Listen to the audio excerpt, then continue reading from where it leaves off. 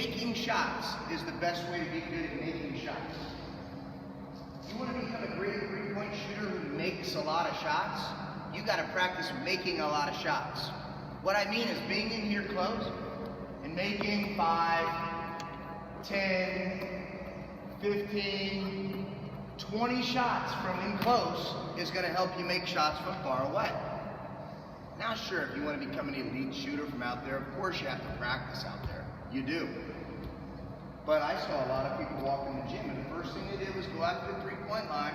You guys got 15, 20 minutes of shooting, and all they did was get better at practicing missing. They came out here, they're so insistent on shooting threes, and through 15, 20 minutes of practice, extra practice, and that's what it is when you're shooting around, you practice missing. Who believes practice makes perfect? So if I come out here and I practice missing, and I get up here and I kick the ball up there, am I going to get any better? But I was practicing. Perfect practice makes perfect. Practice makes permanent. Whatever you do over and over and over again, whatever your habit is that you develop intentionally or unintentionally, is what you're going to do all the time. But a great shooter, there is only one way to become a great shooter. If I need somebody that's a great shooter, I really respect them. I know we've got something in common, and I know what that takes. Hours and hours and hours of shooting on your own. Oh, so much sacrifice. You want to be a great shooter? The type of shooter people fear to play against? You're going to have to sacrifice other things. It's homecoming, and now we're going on family vacation, and oh, this week my family's in town, and oh, this week, excuse after excuse. Those people won't be great shooters. Well, coach, are you saying you're not supposed to take family vacations? No, I'm not saying that. I'm saying if you want to be a great shooter, you got to make 500 shots every single day. No excuses. You want to be a great shooter that people remember forever? No, you can't take 6 weeks of vacation a year and take off every other Friday and don't work on the weekends and show up right when practice starts and leave right when practice is finished. No, you can't do those things and be a great shooter. Maybe you can be the best player at your high school. Maybe get your name on the TV news and people can tell you you're real great. Maybe you're even the best player in your stinky little AAU team. Maybe you go out to special tournaments where you know the competition will be weak. That way you can win a trophy and you can be the MVP. But if you drive right every time and you shoot a knuckleball, you don't practice shooting, you just go out there and you out-athlete people because that's how God made you, you're not going to be a great shooter. Trust me. Person after person after person after person. I've watched it now. I've been in Tampa a very long time. I come in very close. Right here. For me, this is too far away. If I'm even right here, I can shoot the ball and it can come out from my body and I can still squib it up over the rim. When I come all the way underneath, there is no way the ball can come this way from my body. It has to come up. It has to come up. And that's what a shot should feel like. Even if you're shooting a jumper from NBA 3, the ball needs to come up from your body. And it needs to go up in the air and it needs to land in the rim. Does that make sense? So many of you shoot the ball at the rim. You make the target very small. You want the ball to go up high in the air. It's better to have too much arc than not enough arc. And you want the ball to fall into the basket. If there was no net on the rim and the ball went up and it went in, it should land inbounds. For some of you, if there was no net and the ball goes through the rim, it would go through the rim and it would land out of bounds. Does that visual make sense for you? The ball needs to be going up and falling in the rim. And so I start in close, and I call this my prep work. P-R-E-P, prep. The first for the P is for your posture. Posture is very important. The way you position your body. As you can see here, I have the ball right now, my hand is under the ball. My hand must be under the ball. That way I can control it with just my shooting hand. If I bring the ball down lower, and you'll see, it's gonna fall off because my hand gets behind the ball. If I'm coming out here and shouldn't do it yet, freeze it. Look where my hand is at. It's behind the ball.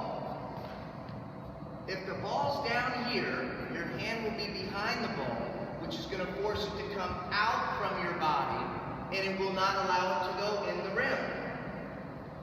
You must be under the ball. Under the ball. I like it here.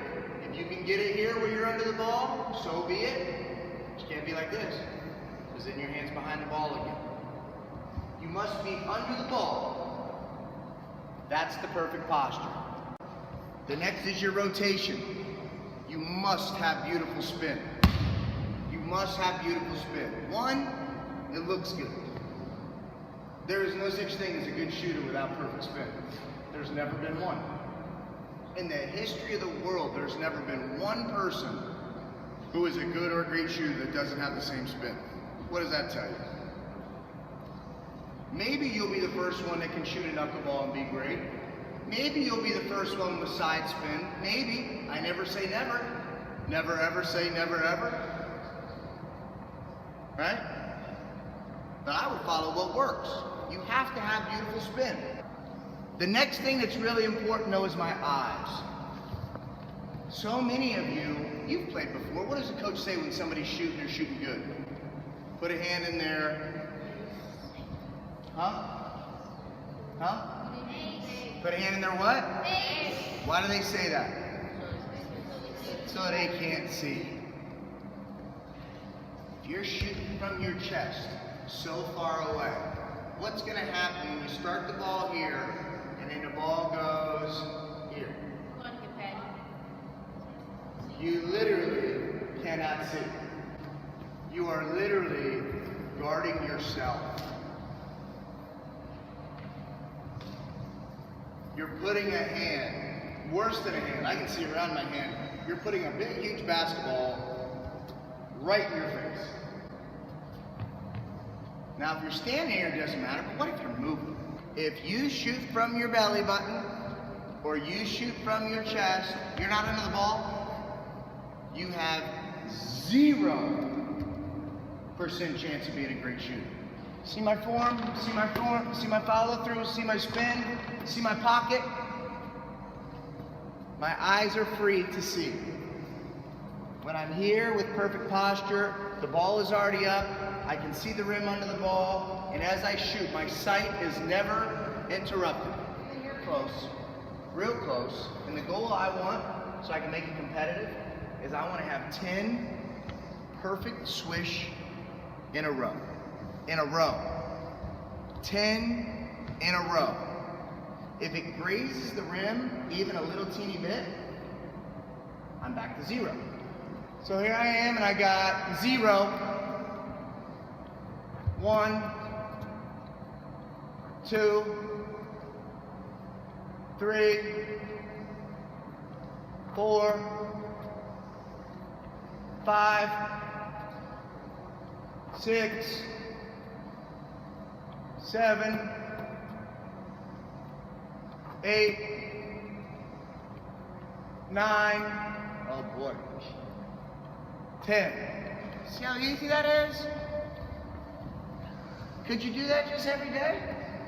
Before you start those shooting threes, would you promise me you'll come in here and do this simple, easy? How easy was that? Easy, right? I cross my heart and hope to die. If you will do this every day before you take any other shots, you'll get a scholarship in college. There's no doubt about it. Resist the urge to back up. Resist the urge to cheat yourself. If it just barely grazes the rim, I'm telling you what's going to happen. You're going to do it. You're going to look around real quick to see how it looks. And then you're going to think to yourself, well, wait a minute. Nobody even knows what I'm doing. And then you're going to think to yourself, well, and you got to promise me you're going to make the choice to go back to 0. and complete your goal. You're only cheating yourself. What you do up top never changes. If I was driving in a game and I came right here, my shot from here is exactly the same as it would be from here. It's the same exact stroke.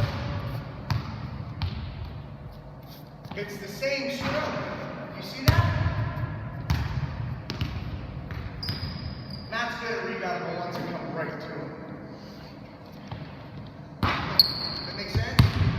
From here. Nothing changes. Nothing changes no matter where I'm shooting from. It's always the same. The competition for the first hour each day is for made shots. That's the number one. Always do the right thing. The right thing is always right. The right thing is always right. The wrong thing is always wrong. How do you know? Trust your gut. Trust your gut. You guys know the difference between right or wrong since you're about 3 years old. Now, I get it. It's fun to do the wrong thing sometimes, right? I get trying to impress somebody, trying to be cool. I get it. Believe me, I get it. If anybody gets it, I get it. Not this week. Not this week. There is nothing cool about misbehaving. There's nothing cool about picking on somebody. There's nothing cool about making a mess. And there's absolutely nothing cool about destroying property. Okay? Let me tell you what's cool. Being the best shooter in a gym. Let me tell you what's cool. Scoring 30, 40, 50, 60 points a game. Let me tell you what's cool. Walking into a gym and having so much confidence in yourself because of the practice and the time that you've put in, that you know no matter who is in that gym, there is nothing they can do to stop you. That's cool. It's really cool. But it doesn't happen by accident. It's not just about shooting, it's not just about passing and scoring, it's about doing the little things, right? One of the little things you can do this week is hustle into lines when we want to sit. You could listen with your eyes. You could not distract your neighbor. You could be kind to each other. I'm not saying you go out and be nice to somebody you don't like that's not being nice to you, but if everybody goes out of their way to be a part of a team here this week, you gotta understand it's gonna make everybody's experience better.